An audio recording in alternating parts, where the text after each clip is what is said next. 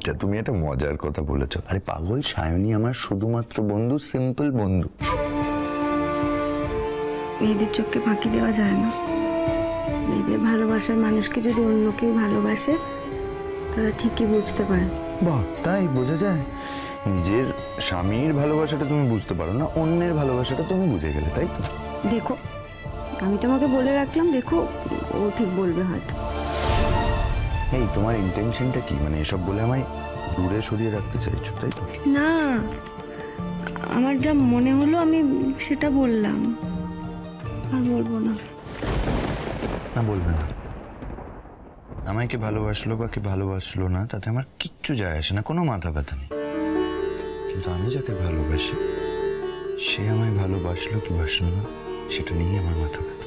যতদিন আমি বুঝিনি যে তুমি আমায় ভালোবাসো কিনা ততদিন আমি তোমার সাথে খারাপ ব্যবহার করেছি, অসভ্যতা করেছি, আমি মানছি।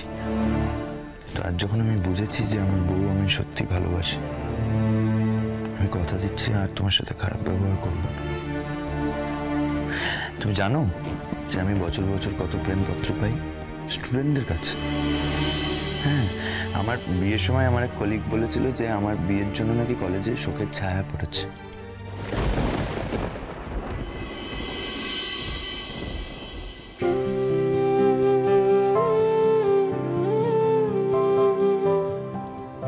কি হলো? এমনি। বুঝেছি। কিচ্ছু বোঝোনি তুমি। আরে বাবা, বুঝেছি। কি বুঝেছো? তুমি আমায় আঁকড়ে ধরে রাখতে চাও, কাউকে দিতে চাও। হ্যাঁ, চাই নাই তো কাউকে দিতে। আর যাই হোক, নিজের স্বামীকে অন্য কারোর সাথে ভাগ করে নেওয়া যায় না। অন্তত আমি তো অতটা উদার হতে পারবো না, কোনদিন পারিও নি।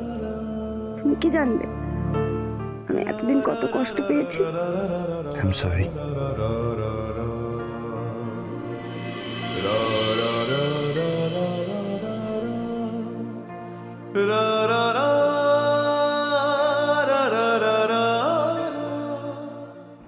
কঙ্কাবতী, তুমি যা পারো না তোমাকে এখন থেকে তাই পারতে হবে।